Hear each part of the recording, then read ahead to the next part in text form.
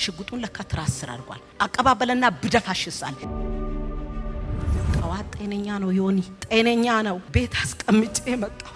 ሲሄድ ግን ራሱን አጥፍቶ አስክሬን ነው ከሆስፒታል የተቀበልኩት። ግሉኮሱን እየነቃቀሉ ነው፣ ነፍሱ ወጣ ማለት ነው። እዛም በቃ ዮኒዬ እስከ መቃብር ድረስ ገላ በጓሮ ወጣ ነው ይሉኛል። አባቸው አስገድሎ ነው ይላል። ማይነገር በኔ አባቴ ያልተሰደበው ስድብ ይቺ ውሻ ጴንጤ ሆና ነው ይሉኝ። በቃ ምድር ላይ ያለ ስድብ አልቀረኝም። ያ ምንም አልደነቀኝም። የገዛ ቤተሰቦቹ አድኑልኝ ምለው መልሰው ጠላት ሆኑብኝ። ከዛ በፊት ወደ ጌታ እንደመጣው በማር ባለቤቴን አላጣውም ነበር። ምን ይለኝ ነበር? አድኝኝ፣ መጨረሻ ንብረት አሽሽቶ ሁሉ ነገር ካበላሸሽ ወዲህ ማሚዬ አድኝኝ አድኝኝ እያለ 4 ቀን ሙሉ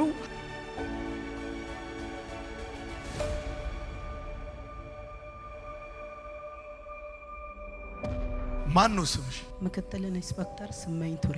ለምንድን ነው ወደፊት ለፊት ለመምጣትና ለመናገር የፈለግሽው? ወደ ጌታ ስመጣ ብዙ ቻሌንጆች ያልፈውብኛል። እኔ በህፃንነቴ በማላቀው ሰዓት በባዶ እግር በሸምበቆ ቸርች እየሄድን ኳይር እያገለገልን አደግን። 12 ዓመት ሲሆነኝ ባካራ እስቲልናው ከዛች ጊዜ ጀምሮ እስከ 38 ዓመት ድረስ ዋጋ ከፈልኩ። እሰራለሁ። አሁን እኔ መንግስት ሰራተኛ ነኝ አይደል? 10 ሰዓት ተነስቼ 80 90 እንጀራ ጋግሬ ዮኒ ስራ ገባል። ሰው ሲኖር እኮ አይደክምም፣ ነቃል። ባለ ጉዳይ ከሌለ ቢሮ አንቀላፋል። ሲቀጥል ደግሞ ጎመን በስጋ ትሪፓ ምናምን ወተት አንጀት ጨጓራ ምናምን ይሰራል። እሱን ሰርቼ 3 ሰዓት ሲል ወደ ስራ ገባል። 7 ተኩል ስመጣ ሚኒቴሪየን አወልቅና ሽቲ ለብሼ በርሜል አጥባለሁ። ጠጅ ቤት ነበረኝ። ገሾ ከተቀቀለ ገለብጣል። ሚሞላ በርሜሎች ካሉ እሞላል። ግን ያን ሁሉ እየለፋው አንዳች ነገር ለውጥ የለም። 2011 ኦርቶዶክስ ሆኜም በሃይማኖቴ ጠንካራ ነኝ። ማዝነው ለኔ ቢጤ ነው። ዝክር ዘክራለሁ። እግዚአብሔር አብ ጽዋን ጠጣለሁ። ግን መጀመሪያ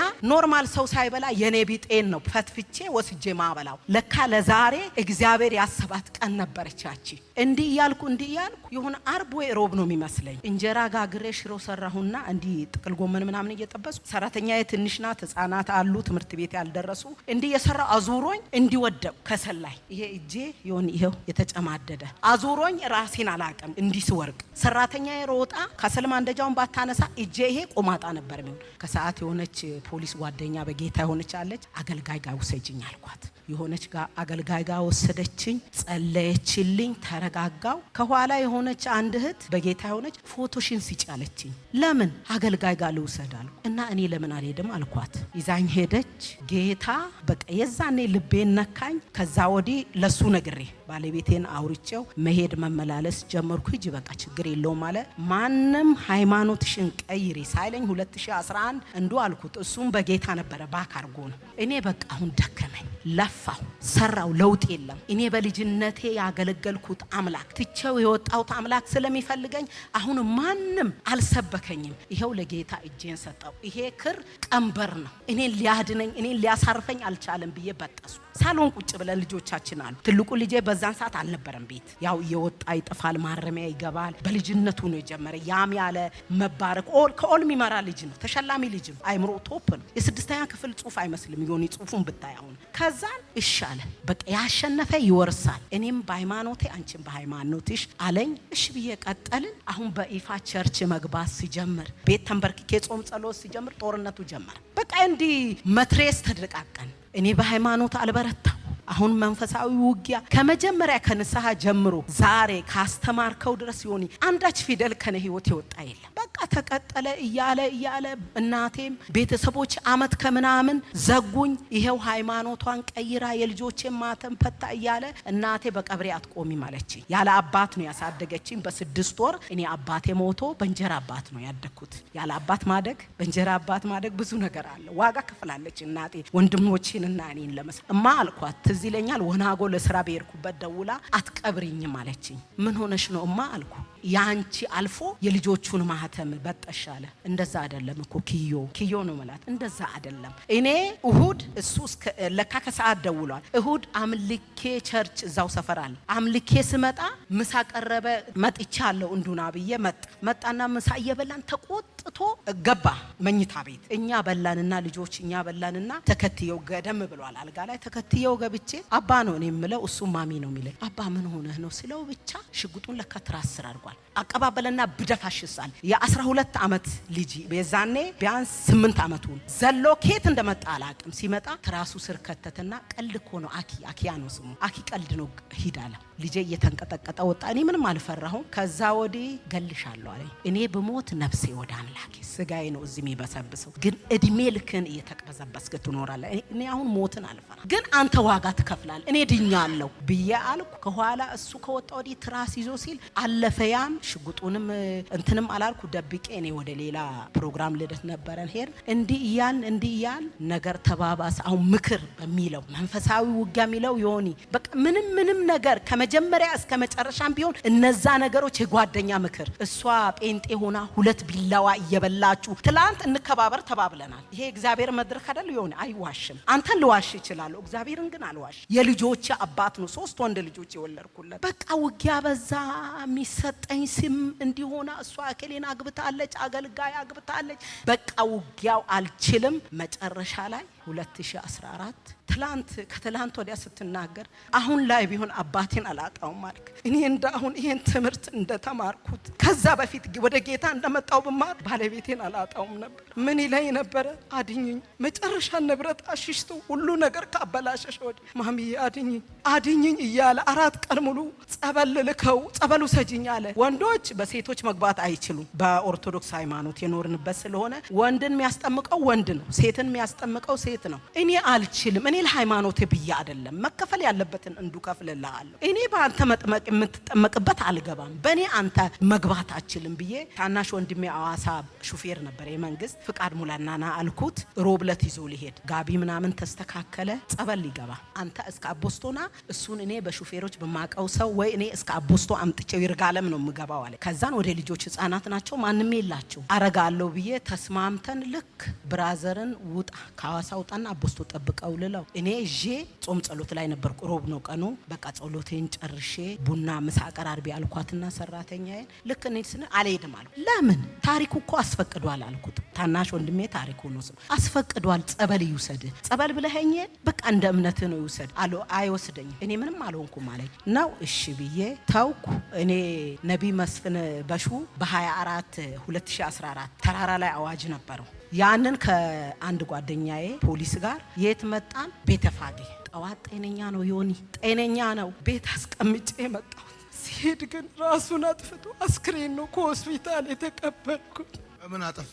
በሽጉጥ ብዙ ጊዜ ይሞክራል፣ እደብቃለሁ። የኔንም የሱንም ሽጉጥ ከፍሪጅ ስር ነው የደበቅኩት። መጀመሪያ ሰራተኛ ስትነግረኝ በጣም ተጨናነቀ። ኪዳነ ምሕረት ወንድም ጉራጌ ነው። ተሰብስበው ለካ ይዘውት ሄዷል። ለፍልፏል። ሰይጣኑ አልወጣም እንጂ ማን እንዳሰራበት እንደተደገመበት ተነግሮታል። ለኔም ጌታ በብዙ ነቢያት በራሴም እየገለጠልኝ ነው። ግን አላምን አለ። ኪዳነ ምሕረት ጠዋት ይዘውት ሄዱ። ሐሙስ ለፍልፎ እከሌና ያሰራበት ብሎ ጮኋል ነው የሚባለው። ለኔ ተደበቀ እንጂ መኖሪያ ቤታችሁ ነው ራሱን ያጠፋ። አው ልጆች ህፃናት አሁን ጥያቸው የመጣሁት የ12 ዓመት የ8 ዓመትና የ7 ዓመት ልጆች አሉ። ህፃናት የራሱ ልጆች ከምንም በላይ የማያምናቸው። ከዛን ልክ ጌም እየተጫወት ከጸበል አምጥተውት ሳሎን ጌም እያጫወታቸውን አሉ። 10 ሰዓት ልክ ሲሆን እንትን የቡና መውቀጫ ብረቷ ዘነዘና የለችም እሱን አምጥቶ ራሱን ሊመታ ስል ሰራተኛዋ ሄጀ ዘልዬ ያስኩኛል። በዛን ሰዓት በቃ አይኑ ቀልጡ ሆረር ሆነብኛለች። ልጅቷ ዘነዘናዋን ይዛ ሮጠች። ልጆቹን ፈርተው ሸሹ።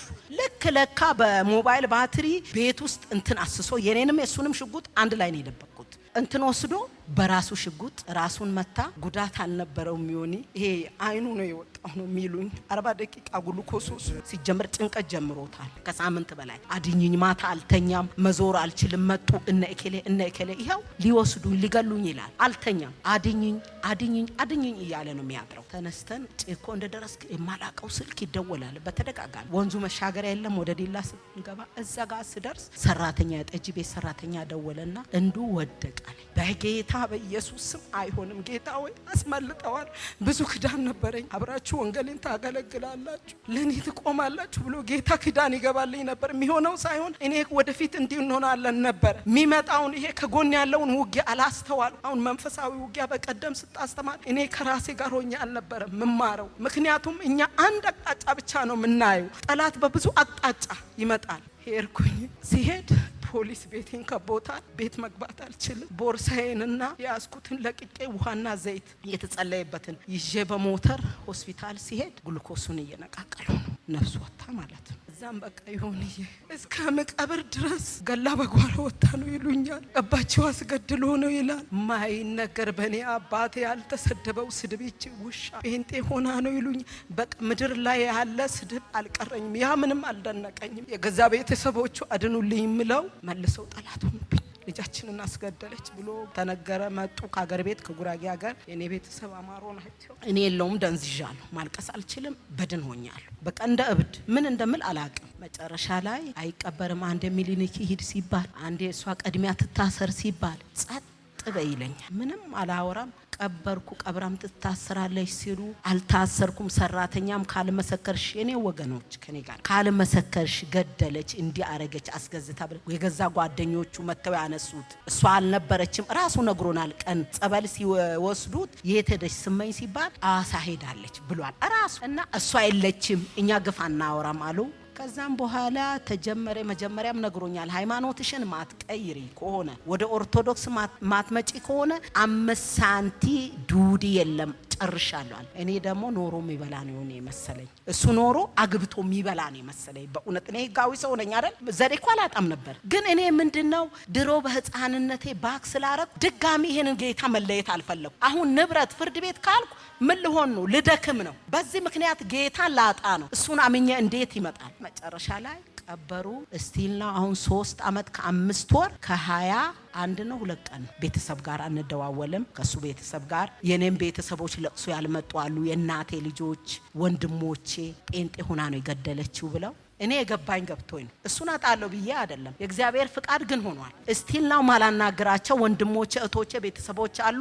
የሱ አባት እናት ወንድም እህቶች ሁሉ በትኩሱ ሲደውሉ አላነሳ አልኩ። ምን ብያለሁ? አድኑልኝ ብያለሁ። እኔ ንብረት አይደለም። ቢያንስ እኔ ያለ አባት አድጌ እኔ ታሪክ በእነሱ እንዳይፈጸም አግብቶ እንኳን ለልጆቼ አባቱን ብዬ አባቱን ለምኛል። ያን ስላላረጉ ተቀይሜ ነበር። ቅርታ መጠይቀው አንደኛ እግዚአብሔርን ነው እውነት ከማንም ከምንም በላይ። ሁለተኛ ዮኒ አንተን ይሄን ሰሞን በጣም ረብሽሃል። ባንተ ላይ ያለው እግዚአብሔር መንፈስ ነው። ቤት ውስጥ ስልክ አሁን እዛ ነው እንጂ የድሮ የ2011 ትምህርቶች ፕሮግራሞች በስልክ ላይ አሉ። ላንተ ያለኝ ቦታ ከማንም በላይ ነው፣ ከእግዚአብሔር በታች። ሁለተኛ አንተን ነው። ሶስተኛ ወንድም እህቶችን የእናቴን ልጆች እናቴን ስላልበራላቸው አሁን ሲገባኝ እኔ እንዴት በህይወቴ እል ነበር። ለካ መንፈሳዊው ጋር በምትወደው ሰው በራስ በሆነ ሰው ነው የሚጀምረው። ለዛ እናቴ ይቅርታ ይቅር ብዬሻለሁ። አላወቀችም። አሁንም ዲላ ጸበል ኪዳነ ምሕረት ገብታ ነው ትቻት የመጣሁት። እሷ ጸበል ናት። እኔ ትቻት የመጣሁት እዛ አርጌ ነው። እግዚአብሔር ከአይናቸው ላይ ቅርፊቱን ያንስ።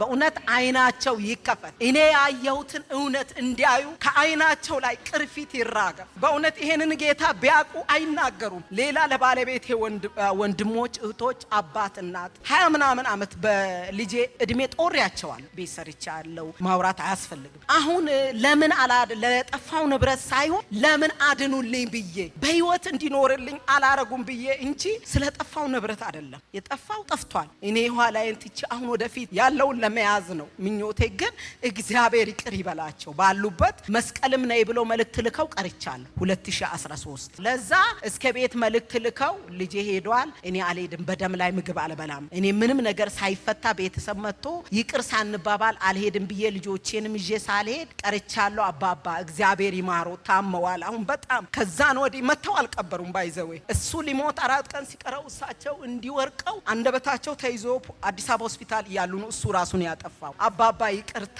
ብዙ ጊዜ ጌታም ሂጂ ባንቺ እጅ ነው መድኃኒት ብሎኝ ሄጄ ይቅር አላልኳቸው እና አባ ይቅርታ ይቅር በሉኝ፣ እማማ ይቅርታ ይቅር በሉኝ። አጨብጭብላቸው። ቶቹ ይቅር በሉኝ። አጨብጭቡላት። እሺ